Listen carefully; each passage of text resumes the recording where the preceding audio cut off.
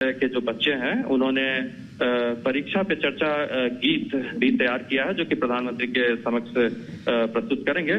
तो ये जो गीत है वो दर्शाता है कैसे प्रधानमंत्री ने पिछले कुछ 6 साल के दौरान बच्चों को किस तरह से परीक्षा के तनाव से, उसके स्ट्रेस से और फियर से निकलने में कैसे मदद की है उसको, उस और बच्चे किस तरह उससे मोटिवेट हुए हैं, कैसे उनको इंस्पिरेशन मिला है, वो इस गीत के जरिए दर्शाया गया है। अभी चूंकि प्रधानमंत्री के आने में वक्त है तो मैं आपको कुछ पंक्तियां बताना चाहूंगा उस गीत के कि बच्चों ने लिखा है कि किस बात की है चिंता, किस बात का है डर, कुछ भी नहीं कठिन है हम ठान ले अगर, जीवन परीक्षाओं से है भरा, आओ करें परीक्षा पे चर्चा, संघर्षों में मुस्काना और आगे बढ़ते जाना, सीखें प्रधानमंत्री जी से कठिनाई में राह बनाना, धाराएं हो प्रतिकूल जब कर हिम्मत से अनुकूल सब, मन की बातों को समझकर मन की बातें समझाना, हमें विकसित भारत का संकल्प दिया, आओ करें परीक्षा पे चर्चा। तो कैसे प्रधानमंत्री परीक्षा पे चर्चा के माध्यम से न केवल परीक्षा के तनाव से निपटने की गुर बताते हैं बल्कि विकसित भारत का संकल्प भी अपने इस मंत्र के जरिए वो देंगे। बिल्कुल, विकसित भारत का संकल्प भी दिखाई पड़ रहा है, एक मिनी इंडिया भी दिखाई पड़ रहा है, एक भारत श्रेष्ठ भारत भी यहाँ नजर आ रहा है, और कल की पीढ़ी आज किस प्रकार से नए भारत को गढ़ रही है। अशोक कुमार पांडे जी भी शिक्षाविद बने हुए। अशोक जी, आपको लगता है कि बच्चों के माध्यम से ये प्रयास जो आज दिखाई पड़ रहे हैं निश्चित तौर से विकसित भारत के संकल्प को और ज्यादा मजबूत करते दिखाई पड़ रहे हैं? आपको लगता है कि प्रधानमंत्री बस अब कुछ देर बाद जब अपनी बात रखेंगे तो उसमें इन सब चीजों का भी जिक्र होगा? अशोक जी। जी हाँ, बिल्कुल, मैं उसी की चर्चा कर रहा था कि प्रधानमंत्री पूरे देश को और ये पूरे विश्व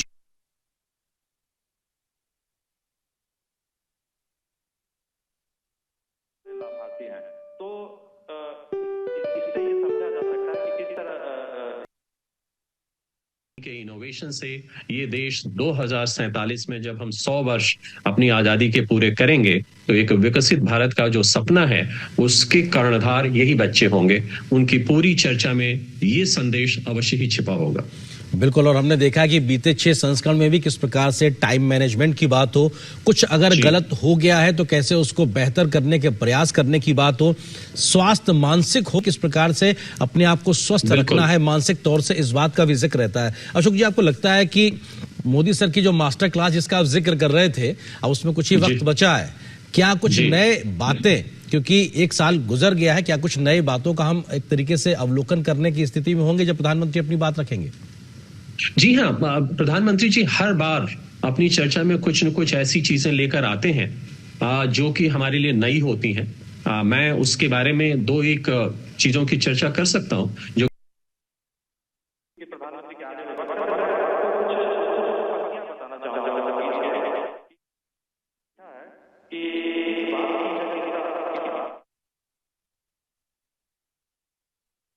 जीवन परीक्षाओं से है भरा, आओ करें सीखें प्रधानमंत्री जी से कठिनाई में राह बनाना, धाराएं हो प्रतिकूल जब कर हिम्मत से अनुकूल सब, मन की बातों को समझकर समझाना, हमें विकसित भारत का संकल्प दिया, आओ करें परीक्षा पे चर्चा। तो कैसे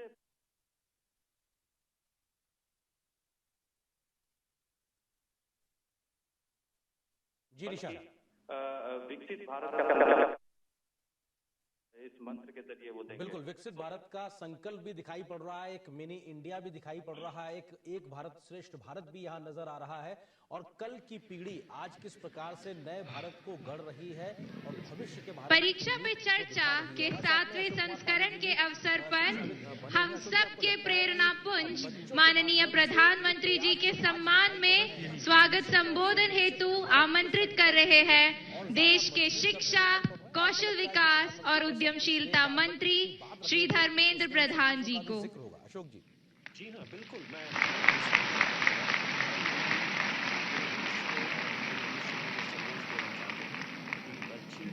नमस्कार मित्रों, इस भव्य समारोह में, इस शिक्षा पर्व में मैं आप सभी की ओर से, देश की शिक्षा परिवार की ओर से, देश की लोकप्रिय जननेता, हम सभी के मार्गदर्शक माननीय प्रधानमंत्री श्री नरेंद्र मोदी जी का मैं हार्दिक स्वागत करता हूं। मित्रों, हम सभी के परम सौभाग्य है आज के इस कार्यक्रम में जिनके बारे में वर्णन करते हुए हमारे एक नन्हे एंकर ने कहा राष्ट्र शिल्पी। ये सही बात है। हम एक उत्कृष्ट समय पे सब एकत्रित हुए हैं, एक सही समय पे एकत्रित हुए हैं जब माननीय प्रधानमंत्री जी ने हम सभी के सामने एक लक्ष्य रखा है 2047 तक भारत को एक विकसित देश बनाना है, एक डेवलप्ड नेशन बनानी है। आप ही के नेतृत्व में बनेगा, आप ही के कंधे पे बनेगा और इसीलिए मैं इसको एक ऐतिहासिक उत्सव कहता हूं। परीक्षा पे चर्चा आज एक जन आंदोलन का रूप ले चुका है। प्रधानमंत्री जी समय निकाल के एक राष्ट्र गुरु के नाते राष्ट्रीय शिक्षा नीति की व्यवहारिक क्रियान्वयन के लिए बच्चों के सामने सबसे जो एक चुनौती रहता है परीक्षा। प्रधानमंत्री जी कहते हैं परीक्षा की परीक्षा ले डालो, निडर होके, कॉन्फिडेंट होके हमारी अंदर ऐसा ही मोटिवेशन आए कि हम परीक्षा को हराएं, परीक्षा को विजय बनाएं, तभी तो 2047 में विकसित भारत होगा।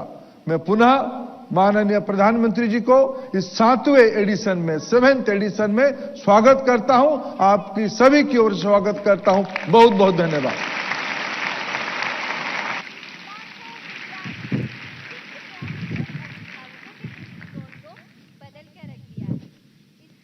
माननीय मंत्री जी, आपका हार्दिक आभार।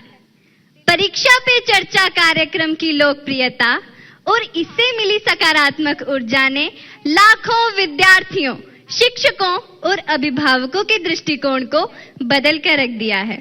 इस परिवर्तन से प्रभावित होकर केंद्रीय विद्यालय संगठन दिल्ली संभाग के विद्यार्थियों एवं शिक्षकों ने एक भावपूर्ण, सुंदर संगीतमय प्रस्तुति तैयार की है। आइए इस प्रस्तुति का आनंद लें। प्रस्तुत है परीक्षा पे चर्चा एंथम।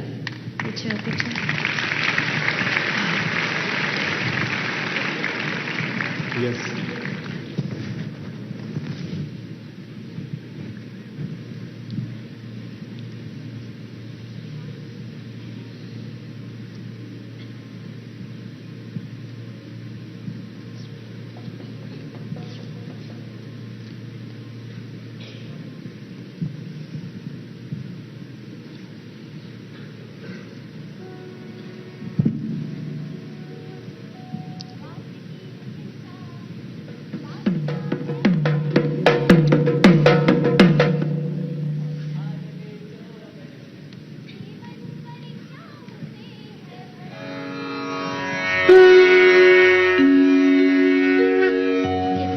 की है चिंता, किस बात का है अब डर, कुछ भी नहीं कठिन है अब ठान ले जो अगर, जीवन परीक्षाओं से है भरा, आओ करें परीक्षा पे चर्चा,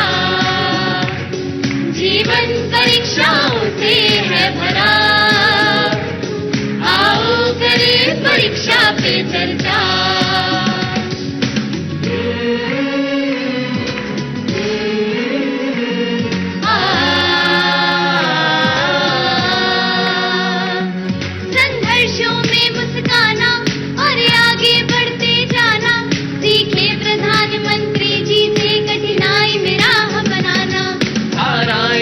प्रतिकूल जब कर हिम्मत से अनुकूल सब, मन की बातों को समझ कर मन की बातें समझाना, हमें विकसित भारत का संकल्प दिया,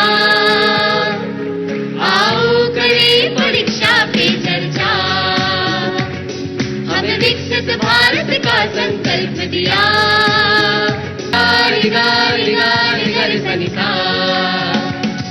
ये धरती राम और कृष्ण की हर दिन की परीक्षा जिनकी, अध्ययन करे पूरे जतन से हम लेके प्रेरणा उनकी, मेधावी प्रतिभाशाली रख दृष्टि अर्जुन वाली, कोई आओ करे परीक्षा पे चर्चा, किस बात की है चिंता, किस बात का है अब डर, कुछ भी नहीं कठिन है, हम ठान ले जो अगर।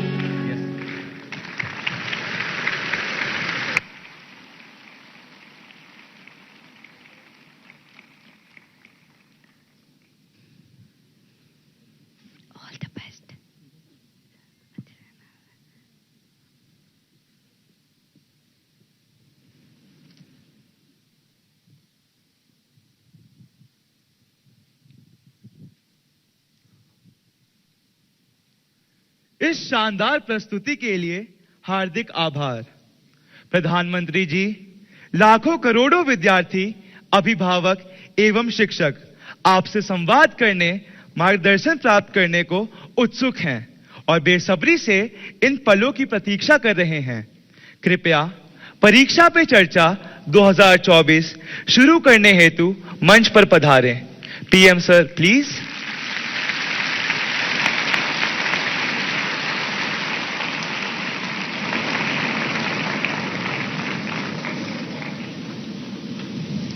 नमस्ते।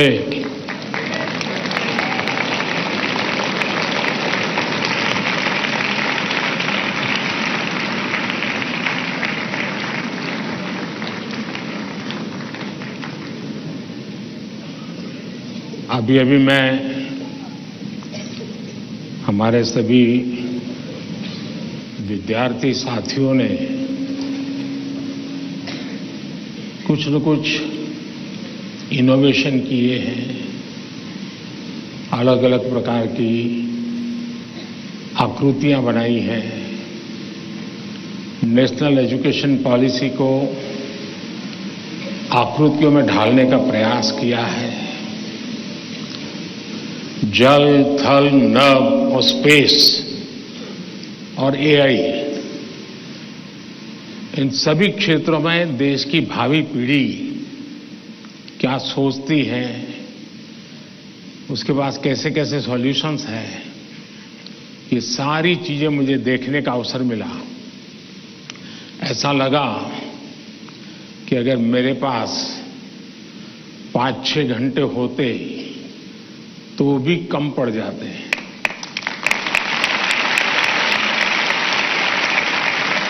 क्योंकि सबने एक से बढ़कर एक प्रस्तुति की है। तो मैं उन विद्यार्थियों को, उनके टीचर्स को, उनके स्कूल को बहुत बहुत बधाई देता हूं और आपसे भी आग्रह करता हूं कि आप जाने से पहले उस एग्जीबिशन को जरूर देखें और उसमें क्या है उसको समझने की कोशिश करें और अपने स्कूल में वापस जाने के बाद अपने जो अनुभव है वो जरूर और विद्यार्थियों के साथ शेयर करें। करेंगे? इधर से आवाज आई, उधर से नहीं आई, उधर से नहीं आई। करेंगे? मेरी आवाज सुनाई देती है ना? अच्छा, आपको पता है आप किस स्थान पर आए हैं?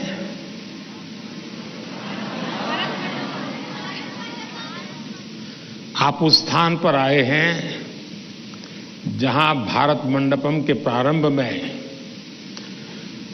दुनिया के सभी बड़े बड़े दिग्गज नेता 2 दिन बैठकर के यहां पर विश्व के भविष्य की चर्चा की थी। आज आप उस जगह पे हैं और आप भारत के भविष्य की चर्चा आज अपनी परीक्षा की चिंताओं के साथ साथ करने वाले हैं। और एक प्रकार से परीक्षा पे चर्चा एक कार्यक्रम मेरी भी परीक्षा होता है और आप में से बहुत से लोग हैं जो हो सकता है कि मेरी परीक्षा लेना चाहते होंगे। कुछ लोग होंगे जेन्युइनली जिनको लगता होगा कि जरूर कुछ बातें ऐसी पूछी जाए जिसमें समाधान खुद को भी मिले, औरों को भी मिले। हो सकता है हम सब सवालों को तो एड्रेस न कर पाए, लेकिन ज्यादातर उन सवालों के कारण बहुत से साथियों को समाधान हो जाएगा। तो आइए हम प्रारंभ करते हैं, ज्यादा समय न गंवाते हुए। कहां से शुरू करना है?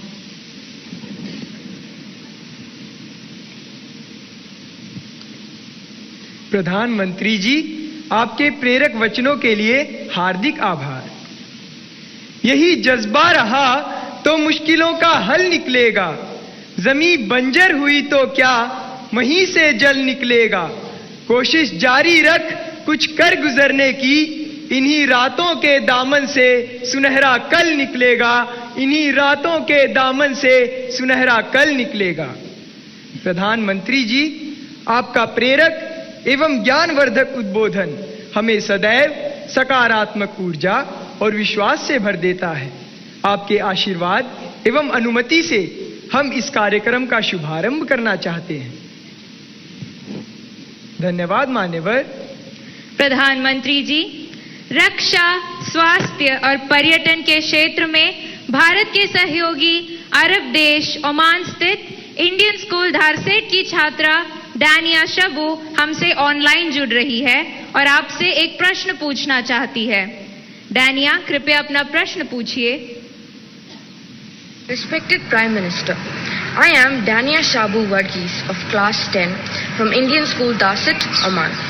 My question is, how do cultural and societal expectations contribute to the pressure students feel during examinations, and how can these external influences be addressed? Thank you. धन्यवाद डानिया। सर, विश्व के सबसे बड़े लोकतंत्र भारत की राजधानी दिल्ली स्थित गवर्नमेंट सर्वोदय बाल विद्यालय बुराड़ी से मोहम्मद अर्श हमसे ऑनलाइन जुड़ रहे हैं और आपसे अपने मन के संदेह का निवारण चाहते हैं। मोहम्मद अर्श, कृपया अपना प्रश्न पूछिए। माननीय प्रधानमंत्री जी, नमस्कार। मेरा नाम अर्श है। मैं जीएसबीवी बुराड़ी 12H का छात्र हूँ। मेरा आपसे प्रश्न ये है कि हम अपने परिवेश में परीक्षाओं को लेकर नकारात्मक चर्चाओं को कैसे संबोधित कर सकते हैं, जो हमारी पढ़ाई और अच्छा प्रदर्शन करने की क्षमता को महत्वपूर्ण रूप से प्रभावित करती है। क्या छात्रों के लिए अधिक सकारात्मक और सहायक वातावरण बनाने के लिए कदम उठाए जा सकते हैं? धन्यवाद। Thank you Mohammed. ओमान से डानिया शबू और दिल्ली से मोहम्मद अर्श तथा हमारे जैसे अनेक विद्यार्थी समाज और आसपास के लोगों की एक्सपेक्टेशंस के प्रेशर को हैंडल नहीं कर पाते। कृपया उनका मार्गदर्शन करें।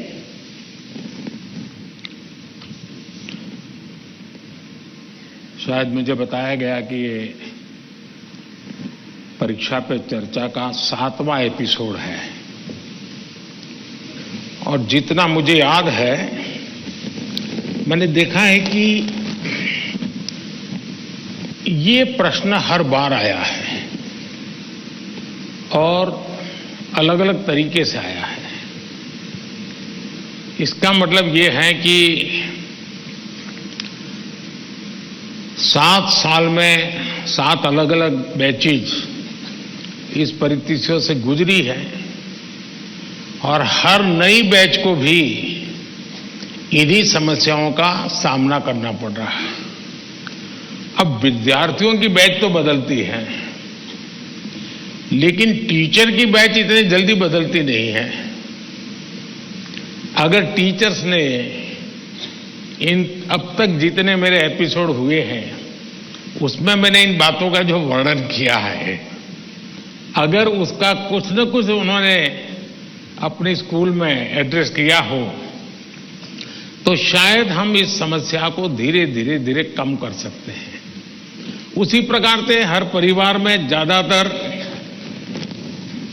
हो सकता है बड़े बेटे ने या बेटी ने पहले एक आध बार ये ट्रायल हुआ हो, लेकिन उनके लिए ज्यादा एक्सपीरियंस नहीं है। लेकिन हर मां बाप ने किसी न किसी रूप में इस समस्या को जरूर अनुभव किया है। अब सवाल यह है कि इसका समाधान क्या हो। हम ये तो नहीं कह सकते भाई स्विच ऑफ, प्रेशर बंद, ऐसा तो नहीं कर सकते। तो हमने अपने आप को एक तो किसी भी प्रकार के प्रेशर को झेलने के लिए सामर्थ्यवान बनाना चाहिए। रोते बैठना नहीं चाहिए, मान के चलना चाहिए कि जीवन में आता रहता है, दबाव बनता रहता है, तो खुद को तैयार करना पड़ता है। अब जैसे कभी आप उस स्थान पे जाते हैं जहां ठंड ज्यादा है और आप किसी गर्म इलाके में रहते हैं, तो हम मन को तैयार करते हैं कि आज अब मुझे 3-4 दिन के बाद ऐसे इलाके में जाना है जहां ठंड ज्यादा है। तो मन से आप तैयार करते हैं तो धीरे धीरे तो लगता है, पहुंचने के बाद कभी लगता है यार मैंने तो सोचा था उससे तो ठंड कम है, क्योंकि आपने मन से तय कर लिया है। और इसलिए आप टेम्परेचर कितना है कितना नहीं वो देखने की जरूरत नहीं पड़ती, आपका मन तैयार हो जाता है। वैसे ही दबाव को हमने अपने तरीके से मन से एक बार इस स्थिति से जीतना है, ये तो संकल्प करना होता है। दूसरा,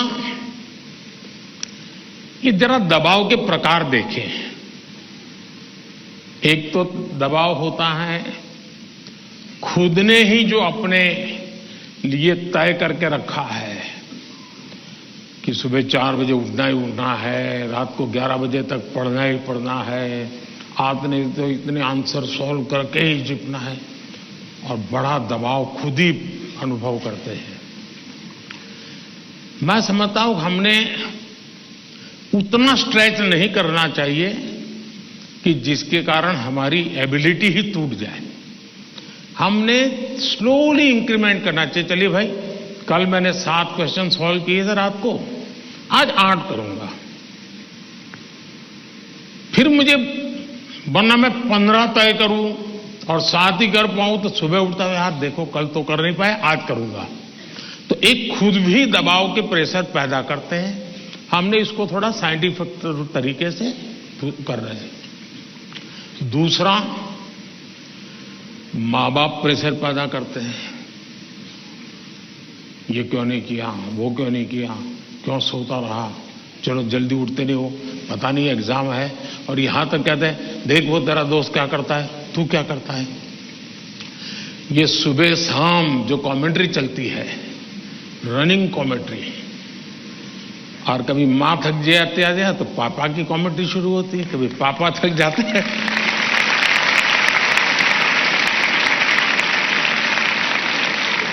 तो बड़े भाई की कमेंट्री शुरू हो जाती है, और वो अगर कम पढ़ता है तो स्कूल में टीचर की।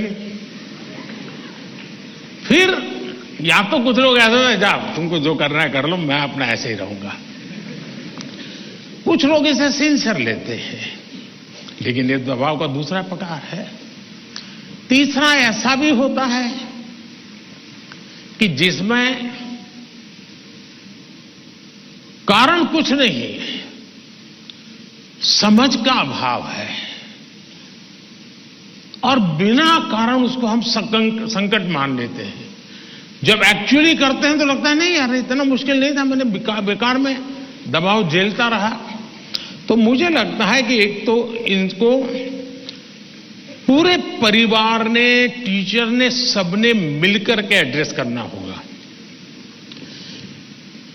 सिर्फ स्टूडेंट एड्रेस कर लेगा, सिर्फ पेरेंट्स एड्रेस कर लेंगे, इतने से बात बननी नहीं है। और मैं मानता हूं कि ये लगातार परिवारों में भी बातचीत होती रहनी चाहिए। हर परिवार ऐसी स्थितियों में कैसे हैंडल करता है उसकी चर्चाएं होनी चाहिए। उसकी एक सिस्टमेटिक थियरी के बजाय हमने धीरे धीरे चीजों को इवॉल्व करना चाहिए। अगर ये इवॉल्व करते हैं तो मुझे पक्का विश्वास है कि हम इन चीजों से बाहर निकल के आते हैं। धन्यवाद।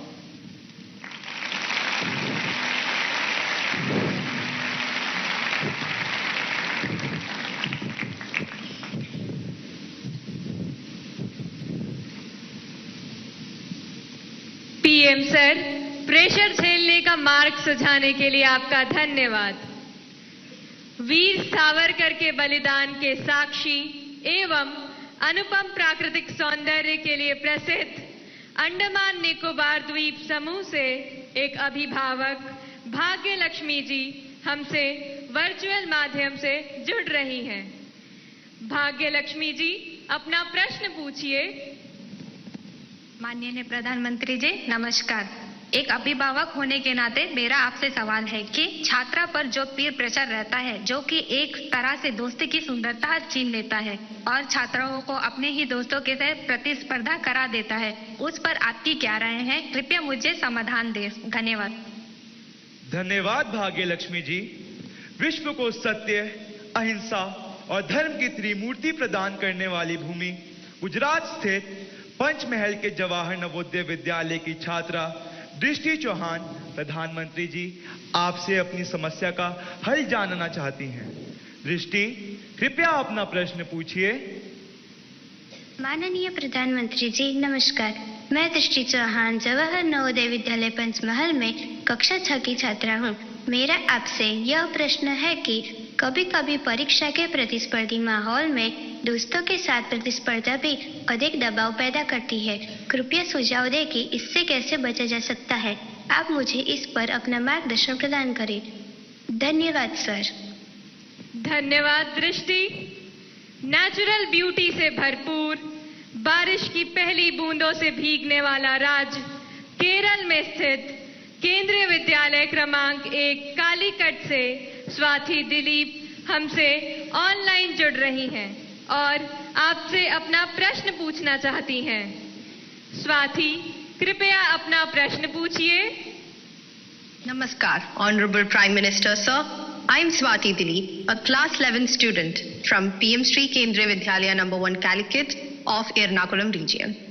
Sir, could you please guide us on how in this competitive world we can avoid unhealthy and unnecessary competition and also how to not take peer pressure into our heads? Thank you, sir. धन्यवाद स्वाति। प्रधानमंत्री जी, कृपया भाग्य लक्ष्मी जी, दृष्टि और स्वाति द्वारा पूछे गए प्रश्नों में पीयर प्रेशर और कंपटीशन से होने वाली चिंता तथा इसके कारण रिश्तों में आने वाली कड़वाहट से कैसे बचें, कृपया मार्गदर्शन कीजिए।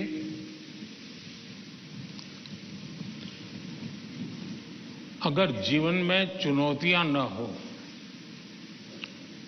स्पर्धा न हो, तो फिर जीवन बहुत ही प्रेरणाहीन बन जाएगा, चेतनाहीन बन जाएगा। कंपटीशन होनी ही चाहिए,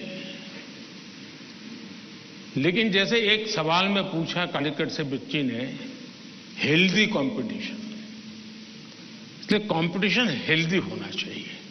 अब आपका जो सवाल है वो जरा डेंजर है और वो मुझे चिंता कराता है। शायद मुझे भी इस परीक्षा पे चर्चा पे इस प्रकार का सवाल पहली बार आया है।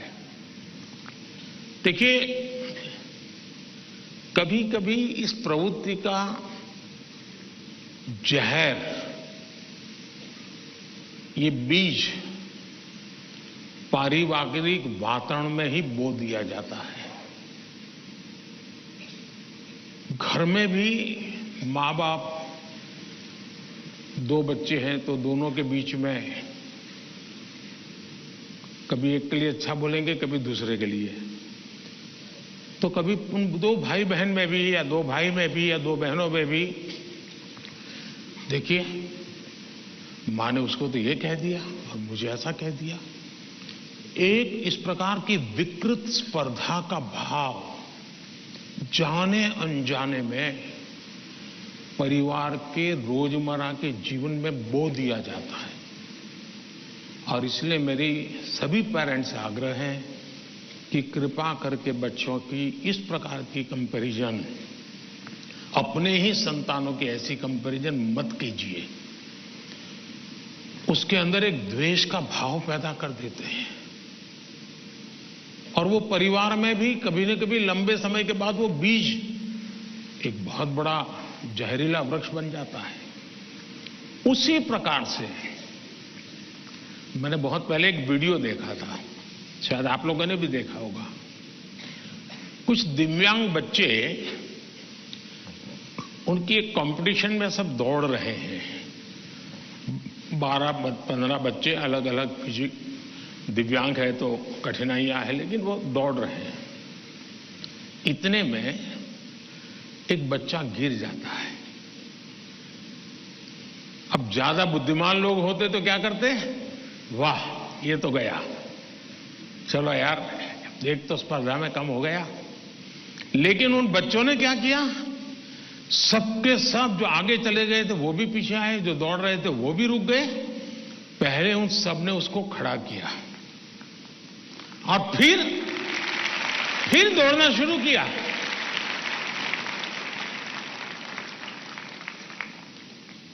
सचमुच में ये वीडियो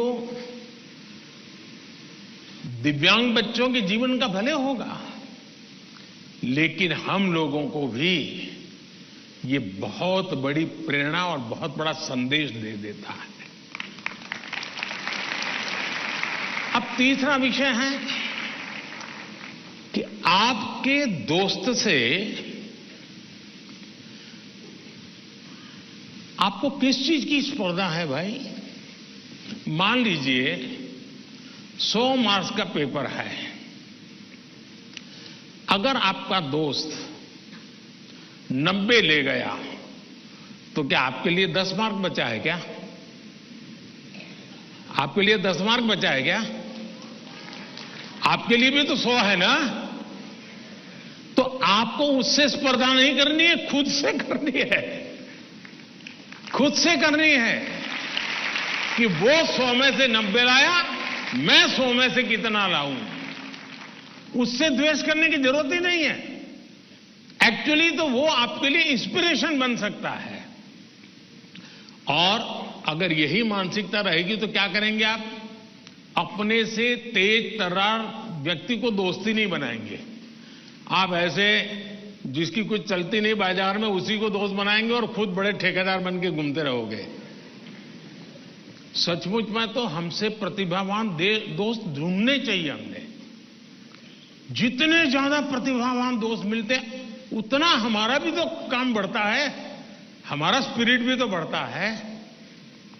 और इसलिए कभी भी हमने इस प्रकार का ईर्ष्या भाव कतई ही अपने मन में नहीं आने देना चाहिए। और तीसरा, मां बाप के लिए भी बहुत बड़ा चिंता का विषय है। मां बाप हर बार अपने बच्चों को कोसते रहे, देख तू खेलता रहता है, देख वो किताबें पढ़ता है, तू ये करता रहता है, देख वो पढ़ता है। यानी वो भी हमेशा उसी का उदाहरण देते हैं। तो फिर आपके दिमाग में भी यही एक मानदंड बन जाता है। कृपा करके मां बाप इन चीजों से बचे। कभी कभी तो मैंने देखा है कि जो मां बाप अपने जीवन में ज्यादा सफल नहीं हुए हैं, जिनको अपने पराक्रम, अपनी सफलताएं, अपनी सिद्धियों के विषय में दुनिया को कुछ कहने को नहीं है, बताने को नहीं है, तो वे अपने बच्चों का रिपोर्ट कार्ड ही अपना विजिटिंग कार्ड बना देते हैं। किसी को मिलेंगे, अपने बच्चे की कथा सुनाएंगे। अब ये जो नेचर है वो भी एक प्रकार से बच्चे के मन में एक ऐसा भाव भर देता है कि मैं तो सब कुछ हूं, अब मुझे कुछ करने की जरूरत नहीं है। वो भी बहुत नुकसान करता है। सचमुच में तो हमें अपने दोस्त में से ईर्ष्या भाव के बजाय उसके सामर्थ्य को ढूंढने का प्रयास करना चाहिए। उसके अंदर अगर मैथमेटिक्स में एक्सपर्टाइज है, मेरी कम है, मेरे टीचर से ज्यादा अगर मेरा दोस्त मुझे मैथमेटिक्स में मदद करेगा तो वो मेरी साइकी समझ करके करेगा और हो सकता है मैं भी उसी की तरह मैथमेटिक्स में आगे जाऊंगा। वो अगर लैंग्वेज में वीक है और मैं लैंग्वेज में मजबूत हूं, मैं अगर लैंग्वेज में उसकी मदद करता हूं, तो हम दोनों को एक दूसरे की ताकत जोड़ेगी और हम अधिक सामर्थ्यवान बनेंगे। और इसलिए कृपा करके हम अपने दोस्तों से स्पर्धा और ईर्ष्या के भाव में न डूबें। और मैंने तो ऐसे लोग देखे हैं कि खुद फेल हो जाए, लेकिन अगर दोस्त सफल हुआ है तो मिठाई वो बांटता है। मैंने ऐसे भी दोस्त देखे हैं कि जो बहुत अच्छे नंबर से आए हैं, लेकिन दोस्त नहीं आया, इसलिए उसने अपने घर में पार्टी नहीं की, फेस्टिवल नहीं मनाया। क्यों? मेरा दोस्त पीछे रह गया। ऐसे भी तो दोस्त होते हैं। और क्या दोस्ती लेन देन का खेल है क्या? जी नहीं, दोस्ती ये लेन देन का खेल नहीं है। जहां कोई प्रकार का इस प्रकार का लेना देना नहीं है, निर्व्याज प्यार होता है, वही तो दोस्ती होती है। और ये जो दोस्ती होती ना, वो स्कूले छोड़िए, जिंदगी भर आपके साथ रहती है। और इसलिए कृपा करके दोस्त हमसे ज्यादा तेजस्वी तपस्वी हमें चुनने चाहिए और हमेशा उनसे सीखने का प्रयास करना चाहिए। धन्यवाद।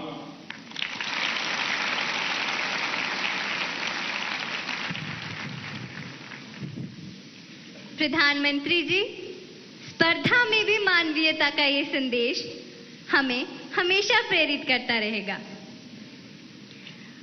भारत का दक्षिण पूर्वी राज्य, कृषि प्रधान प्रदेश, तिरुमलई की पवित्र भूमि, आंध्र प्रदेश स्थित ZP high school Uparapalli, Anakapalli जिले के संगीत शिक्षक श्री कोंडा कांची संपतराव जी हमारे साथ ऑनलाइन माध्यम से जुड़ रहे हैं और आपसे प्रश्न पूछना चाहते हैं।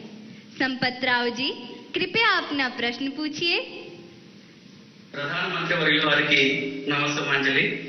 मेरा नाम कोंडकांची संपतराव है और मैं ZP high school Uparapalli, Anakapalli district, Andhra Pradesh में शिक्षक हूँ।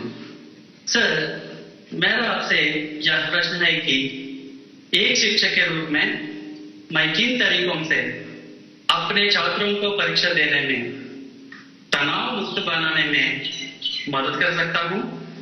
कृपया इस पर मेरा मार्गदर्शन कीजिए। धन्यवाद।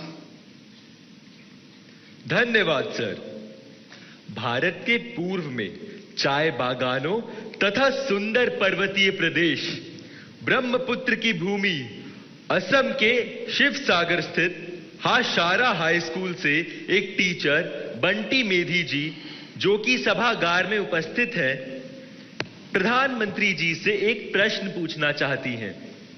मैम, कृपया अपना प्रश्न पूछिए। नमस्कार। Honourable prime minister sir, I am Bonti Medhi, a teacher from Sibsagar district, Assam. My question is, what should be the role of a teacher in motivating students? Please guide us. Thank you. धन्यवाद ma'am. प्रधानमंत्री जी, कृपया आंध्र प्रदेश के संगीत शिक्षक श्री संपतराव जी और सभागार में उपस्थित शिक्षिका बंटी मेथी जी द्वारा पूछे गए इन प्रश्नों में वे परीक्षा के समय शिक्षकों की भूमिका के विषय में जानना चाहते हैं कि वे किस प्रकार विद्यार्थियों को तनाव मुक्त रहने में सहायता करें। कृपया समस्त शिक्षक वर्ग का मार्गदर्शन कीजिए। पहले तो मैं समझता हूं जो संगीत के टीचर हैं वो तो अपने क्लास नहीं, पूरी स्कूल के बच्चों का तनाव खत्म कर सकते हैं।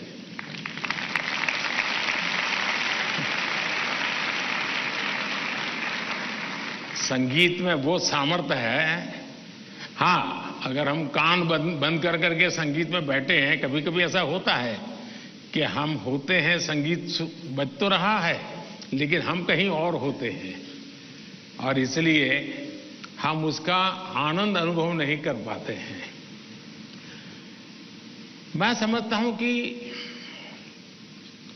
किसी भी टीचर के मन में जब ये विचार आता है कि मैं स्टूडेंट के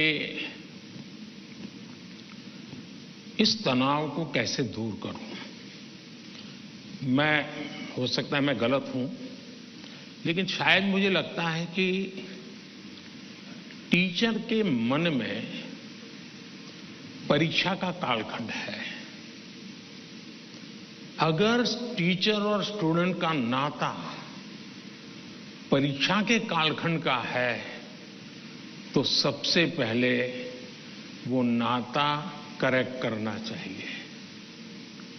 आपका स्टूडेंट्स के साथ नाता जैसे ही आप पहले दिन, वर्ष के प्रारंभ में पहले ही दिन क्लासरूम में एंटर करते हैं, उसी दिन से एग्जाम आने तक आपका नाता निरंतर बढ़ते रहना चाहिए। तो शायद परीक्षा के दिनों में तनाव की नौबत ही नहीं आएगी।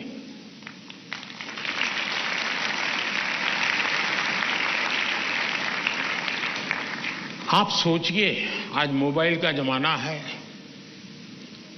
स्टूडेंट के पास भी आपका मोबाइल होगा ही होगा। क्या कभी किसी स्टूडेंट ने आपको फोन किया है, कॉल पर कांटेक्ट किया है कि मुझे ये तकलीफ हो रही है, मैं चिंता में हूं? कभी नहीं किया होगा। क्यों? क्योंकि उसे लगता ही नहीं है कि मेरी जिंदगी में आपका कोई विशेष स्थान है। उसको लगता है कि आपका मेरा नाता सब्जेक्ट है, मैथ्स है, केमिस्ट्री है, लैंग्वेज है। जिस दिन आप सिलेबस से आगे निकल करके उससे नाता जोड़ोगे तो वो अपनी छोटी मोटी दिक्कतों के समय भी जरूर आपसे अपने मन की बात करेगा। अगर ये नाता है तो एग्जाम के समय तनाव की स्थिति पैदा होने की संभावना ही खत्म हो जाएगी। आपने कई डॉक्टर्स देखे होंगे, उन डॉक्टर में डिग्री तो सबके पास होती है, लेकिन कुछ डॉक्टर्स जो जनरल प्रैक्टिशनर्स होते हैं वो ज्यादा सफल इसलिए होते हैं कि पेशेंट आकर के जाने के बाद एक आध दिन के बाद फिर उसको फोन करते हैं कि भाई आपने वो दवाई ठीक से ले ली थी, कैसा है आपका? वो दूसरे दिन अपने अस्पताल आएगा तब तक इंतजार करने के बजाय बीच में एक आध बार बात कर लेते हैं, और वो बॉन्डिंग होता है ना, वो उसको आधा ठीक कर देता है। आप में से कोई टीचर ऐसे हैं, मान लीजिए किसी बच्चे ने बहुत अच्छा किया और जाकर के उसे परिवार में बैठ करके कहा, भाई आज तो मैं मिठाई खाने आया हूं, आपके बच्चे ने इतना शानदार कर दिया, आज आपसे मिठाई खाऊंगा। आपको कल्पना आती है कि उस माँ बाप को, जब आप, बच्चे ने तो बताया ही होगा घर में जाकर के कि आज मैं ये करके आया हूं, लेकिन एक टीचर खुद जाकर के अगर बताता है तो उस परिवार में टीचर का आना, टीचर का बताना उस बच्चे को भी ताकत देगा और परिवार भी कभी कभी और कुछ सोचता होगा। जब टीचर ने आके कहा तो परिवार भी सोचा है, यार मेरे बच्चे में ये तो शक्ति हमें मालूम नहीं थी, लेकिन टीचर ने जो वर्णन किया वाकई हमें थोड़ा ध्यान देने की जरूरत है। तो आप देखेंगे कि एकदम से माहौल बदल जाएगा। और इसलिए पहली बात यह है, परीक्षा के समय तनाव दूर करने के लिए क्या करना, उसके लिए तो मैंने बहुत कुछ कह चुका हूं, मैं उसको रिपीट नहीं करता हूं। लेकिन अगर वर्ष भर आपका उसके साथ नाता रहता है, मैं तो कभी कभी पूछता हूं कई टीचरों को कि भाई आप 30 साल से टीचर हैं, जो पहले बार आपके यहां पढ़ाई करके गए होंगे शुरू में, अब तो उनकी शादी हो गई होगी, क्या कोई आपका स्टूडेंट अपना शादी का कार्ड देने आया था क्या? 99% टीचर मुझे कहते हैं नहीं, कोई स्टूडेंट नहीं आया। मतलब हम जॉब करते थे, हम जिंदगी नहीं बदलते थे। टीचर का काम जॉब बदलना नहीं है, टीचर का काम जॉब करना नहीं है, टीचर का काम जिंदगी को संवारना है, जिंदगी को सामर्थ्य देना है, और वही परिवर्तन लाता है। धन्यवाद।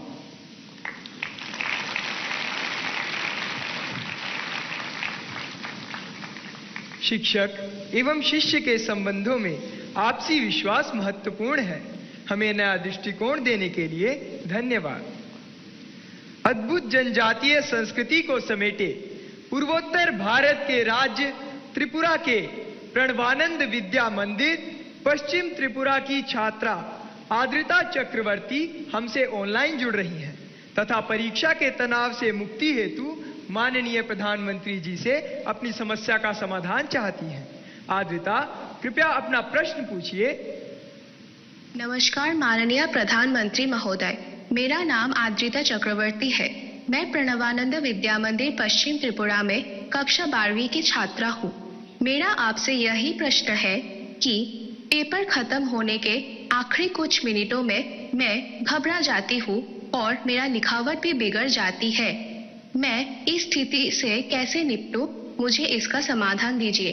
धन्यवाद श्रीमान। Thank you Adrita. प्राकृतिक संसाधनों से भरपूर दान का कटोरा के रूप में प्रसिद्ध राज्य छत्तीसगढ़ स्थित जवाहर नवोदय विद्यालय करप कांकेर के छात्र शेख तैफुर रहमान ऑनलाइन माध्यम से जुड़ रहे हैं तथा परीक्षा के तनाव से मुक्ति के लिए मार्गदर्शन चाहते हैं। तैफुर रहमान, कृपया अपना प्रश्न पूछिए। प्रधानमंत्री महोदय नमस्कार, मेरा नाम शेख तैफुर रहमान है। मैं पीएम श्री जवाहर नवोदय विद्यालय कांकेर छत्तीसगढ़ का छात्र हूँ। मान्यवर, परीक्षा के दौरान अधिकांश छात्र घबराहट महसूस करते हैं जिसके कारण वे मूर्खतापूर्ण गलतियां कर बैठते हैं, जैसे कि प्रश्नों को सही ढंग से ना पढ़ना आदि। मान्यवर, मेरा आपसे यह प्रश्न है कि इन गलतियों से कैसे बचा जाए, कृपया अपना मार्गदर्शन दें। धन्यवाद। शुक्रिया तैफुर। उड़ीसा आदर्श विद्यालय कटक से हमारे बीच इस सभागार में एक छात्रा राजलक्ष्मी आचार्य मौजूद है। वे प्रधानमंत्री जी से प्रश्न पूछना चाहती हैं। राजलक्ष्मी, कृपया अपना प्रश्न पूछिए। ऑनरेबल प्राइम मिनिस्टर, जय जगन्नाथ। किस तरफ है? किस तरफ है राजलक्ष्मी? हाँ, जय Jagannath. My name is Rajalakshmi Acharya. I am from Odisha Adarsh Vidyalaya, Jokidola Banki, Cuttack. Sir, my question is, it is easy to say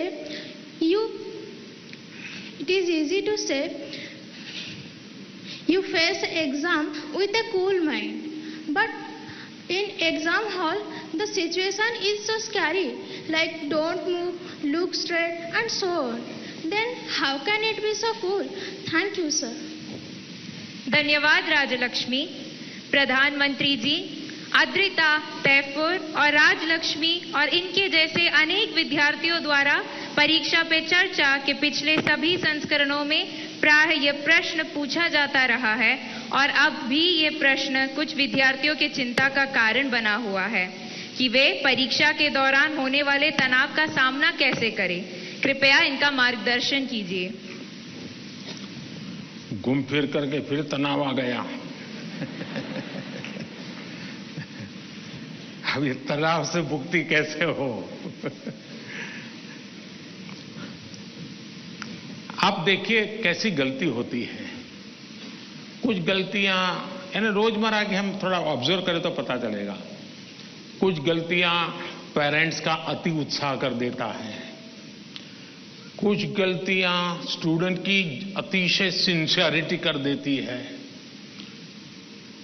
मैं समझता हूं इससे बचा जाए। जैसे मैंने देखा है कि कुछ माँ बाप को लगता है कि आज एग्जाम है तो बेटे को नई पेन ला करके दो, जरा कपड़े अच्छे पहना करके भेजो, तो उसका काफी समय तो उसमें एडजस्ट होने में ही जाता है। शर्ट ठीक है कि नहीं है, यूनिफॉर्म ठीक पहना है कि नहीं पहना है। माँ बाप से मेरा आग्रह है जो पेन रोज उपयोग करता है ना वही दीजिए आप। या वहां पेन दिखाने थोड़ा जा रहा है वो। और परीक्षा के समय किसी को फुर्सत नहीं है, आपका बच्चा नया पहन करके आया पुराना पहन के आया है। तो ये साइकी उनको बाहर आना चाहिए। दूसरा, कुछ ऐसी चीजें खिला करके भेजेंगे तुझे एग्जाम है ये खा के जाओ, एग्जाम है ये खा के जाओ, तो उसको और मुसीबत होती है जिसका वो कंफर्ट नहीं है। आवश्यकता से अधिक उस दिन खाना, फिर मां कहे अरे तुम्हारा तो एग्जाम सेंटर इतना दूर है, तुम रात आते आते 7 बज जाएगा, ऐसा करो कुछ खा के जाओ, फिर कहेगी कुछ लेके जाओ। उसको रेजिस्ट करने लगता है, नहीं मैं नहीं ले जाऊंगा। वहीं से तनाव शुरू हो जाता है, घर से निकलने से पहले हो जाता है। तो मेरी सभी पेरेंट्स से अपेक्षा है और मेरा सुझाव है कि आप उसको अपनी मस्ती में जीने दीजिए।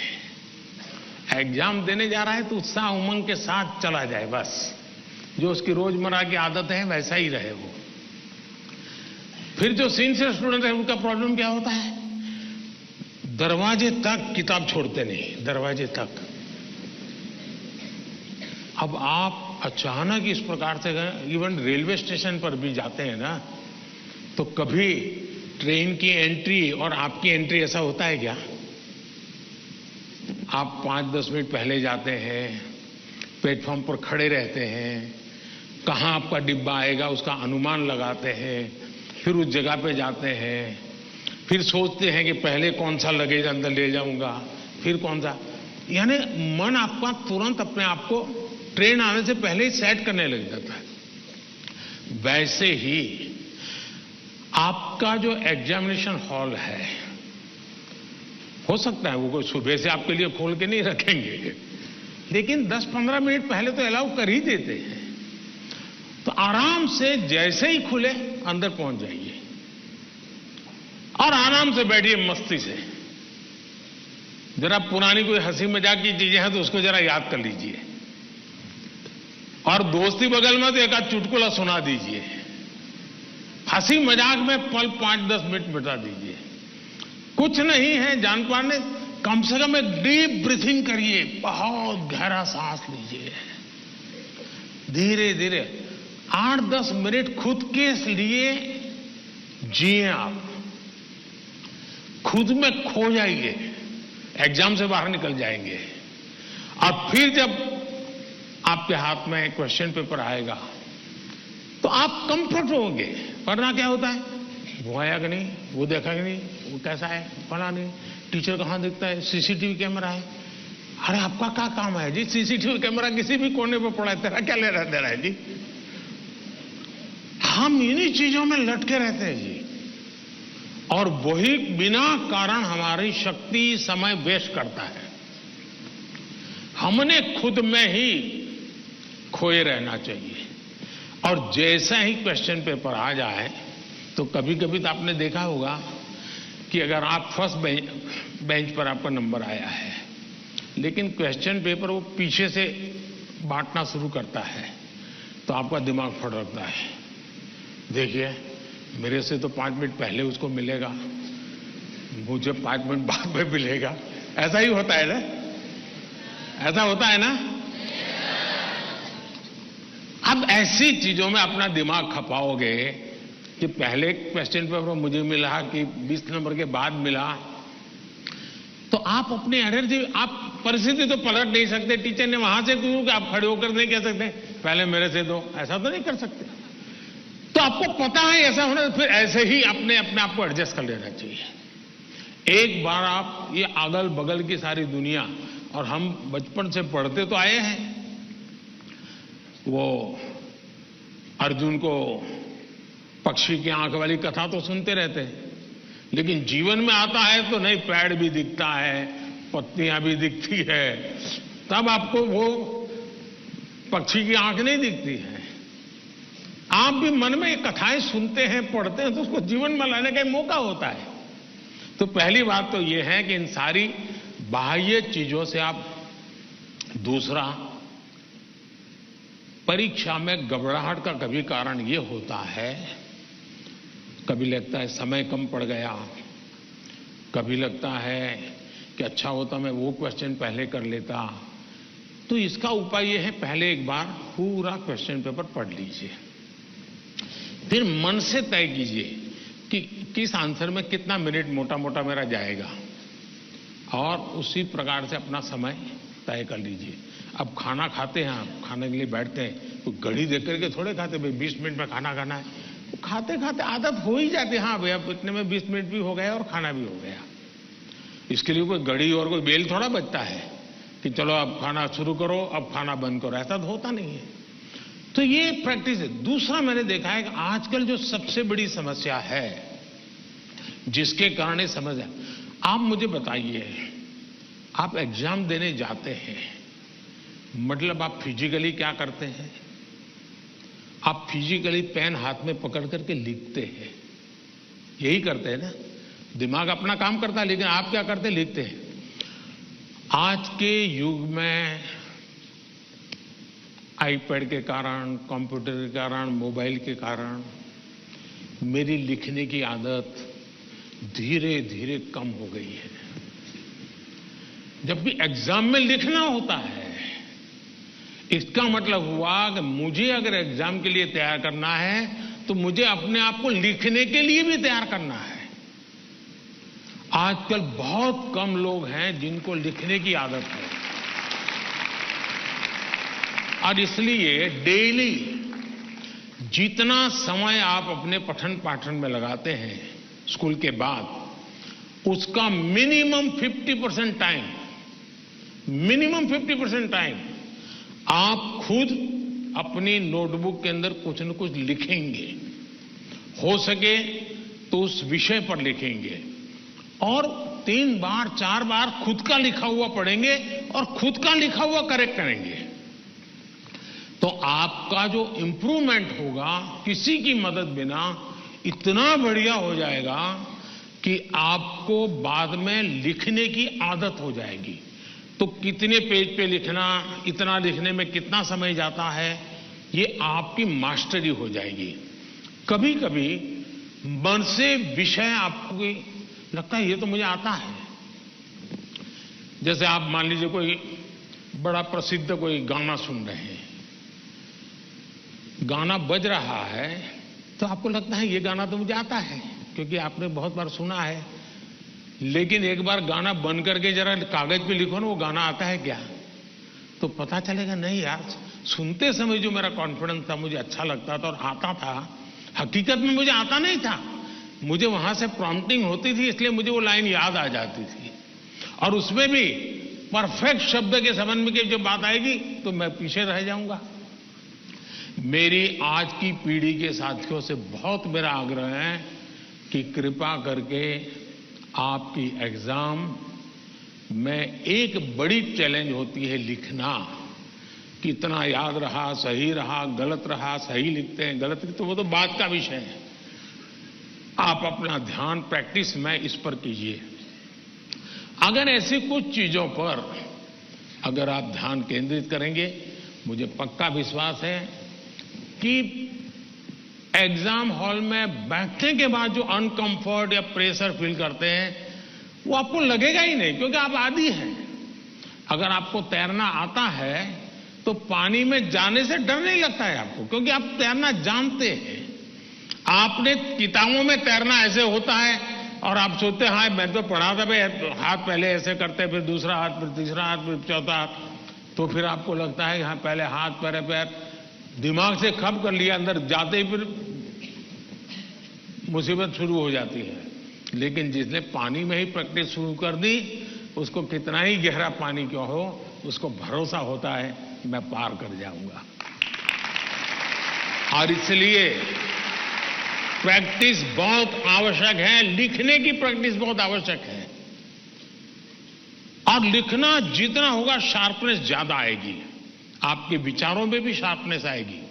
और अपनी लिखी हुई चीज को 3 बार 4 बार पढ़ के खुद करेक्ट कीजिए। जितना ज्यादा खुद करेक्ट करोगे, आपकी उस पर ग्रिप बहुत ज्यादा आएगी। तो आपको अंदर बैठ करके कोई प्रॉब्लम नहीं होगा। दूसरा, अगल बगल में वो बड़ी स्पीड से लिख रहा है, मैं तो तीसरे क्वेश्चन पे अड़ा हुआ हूं, वो तो 7वें पर चला गया। दिमाग इसमें मत खपाइए बाबा, वो 7 में पहुंचे, 9 में पहुंचे, करे न करे, वो पता नहीं, वो सिनेमा की स्टोरी लिखता होगा। तुम अपने पर भरोसा करो, तुम अपने पर भरोसा करो। अगल बगल में कौन क्या करता है छोड़ो। जितना ज्यादा अपने आप पर फोकस करोगे उतना ही ज्यादा आपका क्वेश्चन पेपर पर फोकस होगा। जितना ज्यादा क्वेश्चन पेपर पर फोकस होगा इतना ही आपके आंसर के एक एक शब्द पर हो जाएगा और अल्टीमेटली आपको परिणाम उचित मिल जाएगा। धन्यवाद।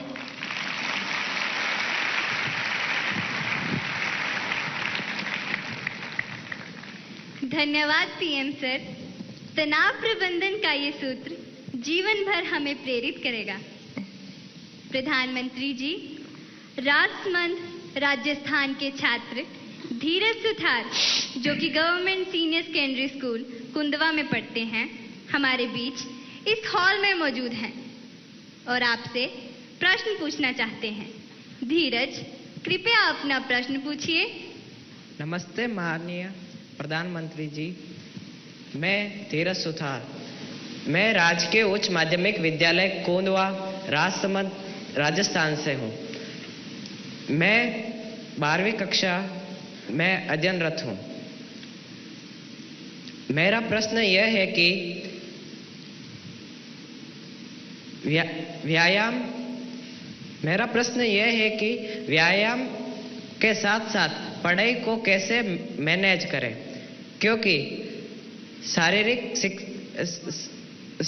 शारीरिक स्वास्थ्य भी उतना ही जरूरी है जितना कि मानसिक स्वास्थ्य। कृपया मार्गदर्शन करें। धन्यवाद सर। आपका शरीर देख करके लगता है मुझे आपने सही सवाल पूछा है।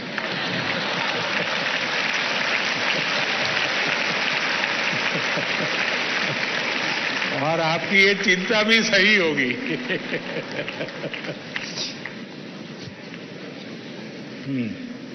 धन्यवाद धीरज।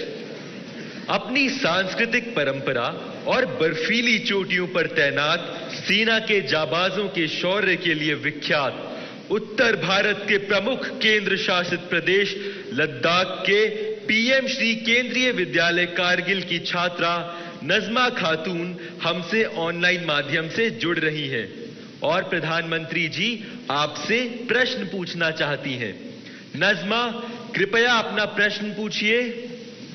माननीय प्रधानमंत्री जी नमस्कार, मेरा नाम नजमा खातून है। मैं पीएम श्री केंद्रीय विद्यालय कारगिल लद्दाख में पढ़ती हूँ। मैं कक्षा 10वीं की छात्र हूँ। मेरा आपसे प्रश्न यह है कि परीक्षा की तैयारी और स्वस्थ जीवन शैली बनाए रखने के बीच संतुलन कैसे बना सकते हैं। धन्यवाद। शुक्रिया नजमा। पूर्वोत्तर भारत के रत्न जनजातीय बहुल राज्य अरुणाचल प्रदेश के नाहरलोगुन गवर्नमेंट हायर सेकेंडरी स्कूल से एक शिक्षिका टॉबी लामी जी इस सभागार में उपस्थित हैं और प्रधानमंत्री जी से प्रश्न पूछना चाहती हैं। नमस्कार माननीय प्रधानमंत्री जी, मेरा नाम तोबी लोमी है। मैं एक शिक्षिका हूँ। मैं government higher secondary school Naharlagun Arunachal Pradesh से आई हूँ। मेरा प्रश्न है, विद्यार्थी खेल कूद नहीं बल्कि पढ़ाई में मुख्य रूप से क्या और कैसे ध्यान केंद्रित कर सकते हैं। कृपया मार्गदर्शन करें। धन्यवाद सर। धन्यवाद मैम। प्रधानमंत्री जी, धीरज, नजमा और तोबी जी पढ़ाई और हेल्दी लाइफ में सामंजस्य कैसे स्थापित करें, इस विषय पर आपका मार्गदर्शन चाहते हैं।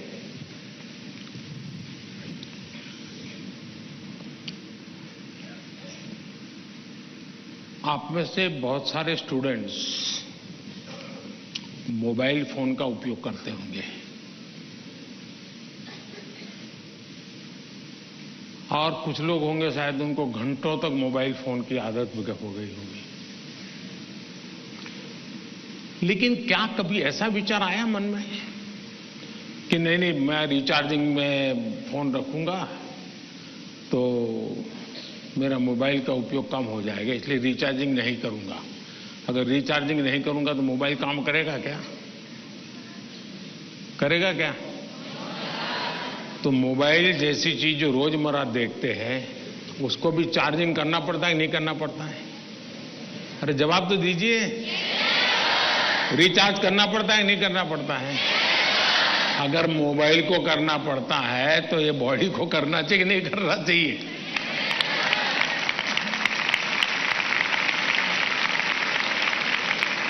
जैसे मोबाइल फोन में चार्जिंग ये मोबाइल की रिक्वायरमेंट है, वैसे हमारा शरीर का भी चार्जिंग ये शरीर की रिक्वायरमेंट है।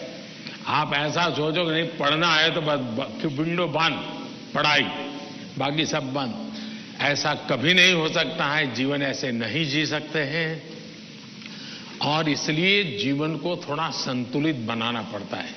कुछ लोग होते हैं खेलते ही रहते हैं, वो भी एक संकट होता है। लेकिन जब आपको एग्जाम देनी हो, क्योंकि लौकिक लाइफ जीवन में इन चीजों का अपना महत्व है, इसको टाल नहीं सकते। लेकिन अगर हम स्वस्थ ही नहीं रहेंगे, अगर हम अपने शरीर में वो सामर्थ्य ही नहीं होगा, तो हो सकता है कि 3 घंटे एग्जाम में बैठने का सामर्थ्य खो देंगे, फिर 5 मिनट ऐसे ही करके बैठा रहना पड़ेगा। और इसलिए स्वस्थ शरीर स्वस्थ मन के लिए भी बहुत जरूरी है। अब स्वस्थ शरीर का मतलब ये तो नहीं है कि आपको पहलवानी करनी है, ये आवश्यक नहीं है, लेकिन जीवन में कुछ नियमितताएं होती हैं। अब आप कभी सोचिए कितना समय है जिसमें आप खुले आसमान के नीचे सनलाइट में बिताए हो। अगर आप चलो पढ़ना भी है तो किताब लेकर के सनलाइट में बैठो ना भाई थोड़ी देर। कभी कभी बॉडी को रिचार्ज करने में सनलाइट भी बहुत जरूरी होता है। क्या कभी कोशिश की नियम से कि भाई मैं दिन में कैसे भी करके इतना तो मौका निकाल दूं ताकि मुझे सनलाइट के साथ नाता रहे? उसी प्रकार से कितना ही पढ़ना क्यों ना हो, लेकिन नींद को कभी भी कम मत आंकिए। जब अपनी मम्मी हमको कहती हैं कि सो जाओ तो उसका इंटरफेरेंस मत मानिए। ज्यादातर स्टूडेंट का ईगो इतना हर्ट हो जाता है कि तुम कौन होती हो, सो जाओ और मुझे कल एग्जाम देनी है, मैं सोऊंगा नहीं सोऊंगा, तुम्हें क्या लेना? ऐसा करते हैं ना घर में। जो नहीं करते हैं न बोले, जो करते हैं वो बोले। जरा करते हैं? कोई नहीं बोल रहा है। लेकिन ये पक्का है कि नींद के विषय में भी अगर एक बार रील पर चढ़ गए, एक के बाद एक रील देखते ही गए, छुपाना चाहते हो ना? कितना समय बीत गया पता नहीं, कितनी नींद खराब हो गई पता नहीं। क्या निकाला? पहला रील देखा था, याद करो जरा, याद भी नहीं है, ऐसे ही देख रहे हैं।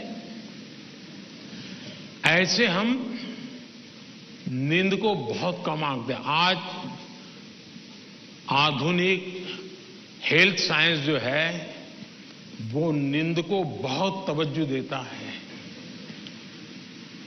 आप आवश्यक नींद लेते हैं कि नहीं लेते हैं, वो आपके स्वास्थ्य पर बहुत बड़ा महत्वपूर्ण है। आपको उस पर ध्यान केंद्रित करना चाहिए। इसका मतलब ये भी नहीं कि बस एग्जाम तो आती रहेगी। मोदी जी को मिला था, उसने कहा है सो जाओ। अभी यहां आर्टिस्टिक बोर्ड बनाओ और घर में घुसते ही लिखो सो जाओ, मम्मी पापा को दिखा दो सो जाओ। ऐसा तो नहीं करेंगे ना। कम नींद स्वास्थ्य के लिए अनुचित है। कुछ अपवाद लोग होते हैं जिनको उन्होंने अपने एक ऐसे स्टेज पर बॉडी को ले गए हैं, उनको शायद उससे बाहर होंगे। सामान्य मानवीय के जीवन के लिए अनुचित है। आप कोशिश कीजिए कि आपकी रिक्वायर जितनी भी नींद है वो आप पूरी लेते हैं, और ये भी देखिए कि साउंड स्लीप है कि नहीं। बहुत बहुत गहरी नींद होनी चाहिए।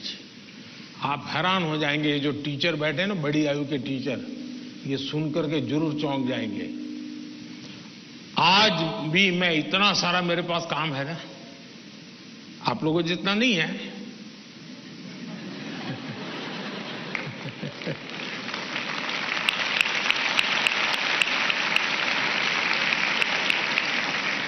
लेकिन 365 दिन कोई अपवाद नहीं है। अगर मैं बिस्तर पे लेटा नहीं कि 30 सेकंड में डीप स्लीप की तरफ नहीं चला गया था, होता नहीं। 30 सेकंड लगता है मुझे। आप में से बहुत छोटी आयु के भी होंगे, कभी इधर कभी उधर, कभी उधर कभी उधर, फिर नींद आई तो आई। क्यों? मेरा बाकी जो जागृत अवस्था का समय है उसमें बहुत जागृत रहता हूं मैं। तो जब जागृत हूं तो पूरी तरह जागृत हूं, जब सोया हूं तो पूरी तरह सोया हूं। और वो बैलेंस, जो बड़ी आयु के लोग हों परेशान होते होंगे, हाँ यार हमें तो नींद ही नहीं आती, आधा घंटा तो ऐसे ही करवट बदलते रहते हैं, और ये आप अचीव कर सकते हैं।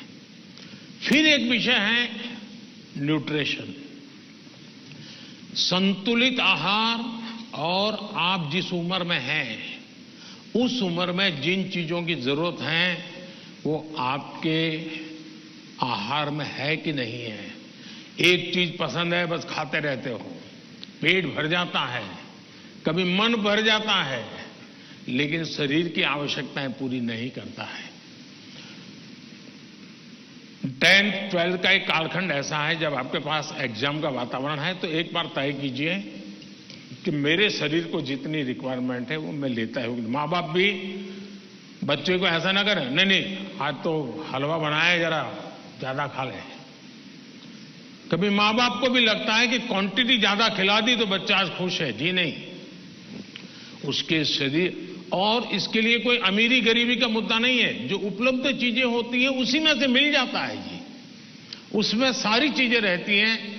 कम से कम खर्च वाली भी चीजें होती हैं जो हमारे न्यूट्रिशन को कैर कर सकती है। और इसलिए हमारे आहार में संतुलन, ये भी स्वास्थ्य के लिए उतना ही जरूरी है। और फिर एक्सरसाइज, हमने पहलवानी वाली एक्सरसाइज करे या ना करे अलग बात है, लेकिन फिटनेस के लिए एक्सरसाइज करना चाहिए। जैसे डेली टूथब्रश करते हैं ना, वैसे ही नो कॉम्प्रोमाइज एक्सरसाइज करनी चाहिए।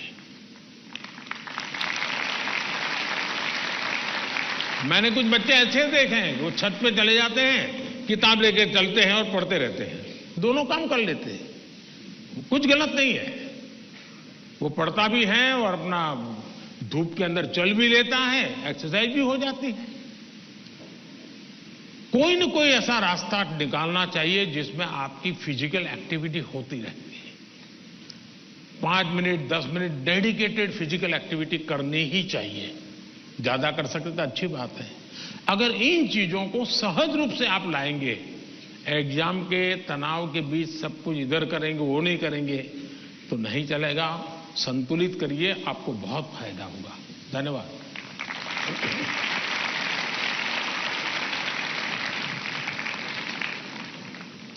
पीएम सर, आपने एग्जाम वॉरियर में भी हमें यही संदेश दिया है, जितना खेलोगे उतना खिलोगे। Thank you PM sir. Rabindranath Tagore Vande Mataram की अमर भूमि, समृद्ध कला कौशल से भरपूर राज्य बंगाल के नॉर्थ 24 परगना स्थित केंद्रीय विद्यालय की छात्रा मधुमिता मल्लिक हमसे वर्चुअल माध्यम से प्रश्न पूछना चाहती है। मधुमिता, कृपया अपना प्रश्न पूछिए। माननीय प्रधानमंत्री महोदय, नमस्कार। मेरा नाम मधुमिता मल्लिक है। मैं पीएम श्री केंद्रीय विद्यालय बैरकपुर थलसेना कोलकाता संभाग की 11वीं विज्ञान की छात्रा हूँ। मेरा आपसे यह प्रश्न है, आप उन छात्रों को क्या सलाह देना चाहेंगे जो अपने करियर के बारे में अनिश्चित हैं या किसी विशेष करियर या पेशे को चुनने के बारे में दबाव महसूस करते हैं? कृपया इस विषय पर मुझे मार्गदर्शन करें। धन्यवाद महोदय। धन्यवाद मधुमिता। पीएम सर, भगवान कृष्ण की उपदेश भूमि, वीर बहादुर खिलाड़ियों के प्रदेश हरियाणा पानीपत के द मिलेनियम स्कूल की छात्रा अदिति तनवर ऑनलाइन माध्यम से जुड़ी हुई है और आपसे मार्गदर्शन चाहती है। अदिति, कृपया अपना प्रश्न पूछिए। माननीय प्रधानमंत्री जी, नमस्कार। मेरा नाम अदिति तनवर है और मैं the millennium school Panipat Haryana की कक्षा 11वीं की छात्रा हूँ। मेरा आपसे प्रश्न यह है कि मैंने ह्यूमैनिटीज को अपने विषय के रूप में चुना है और लोग रोज मुझ पर ताने कसते हैं। मुझे यह विषय पसंद है, इसलिए मैंने इसे चुना है, पर कभी कभी तानों को संभालना मुश्किल हो जाता है। इन्हें कैसे संभालें और कैसे नजरअंदाज करें, मैं इसमें आपसे मार्गदर्शन चाहती हूँ। धन्यवाद श्रीमान, नमस्कार। Thank you Aditi. मधुमिता और अदिति तथा इन जैसे कुछ विद्यार्थी जीवन में करियर के चयन में दबाव अनुभव करते हैं। सर, एक विशेष करियर या स्ट्रीम चुनने की मानसिकता के दबाव की समस्या का कैसे समाधान करें? मुझे नहीं लगता है कि आप स्वयं कंफ्यूज हैं, आप स्वयं उलझन में हैं, ऐसा मुझे नहीं लगता है। हकीकत यह है कि आपको अपने पर भरोसा नहीं है, आपका अपने सोचने के संबंध में दुविधा है और इसलिए आप 50 लोगों को पूछते रहते हैं, क्या लगता है ये करूं तो, क्या लगेगा ये करूं तो।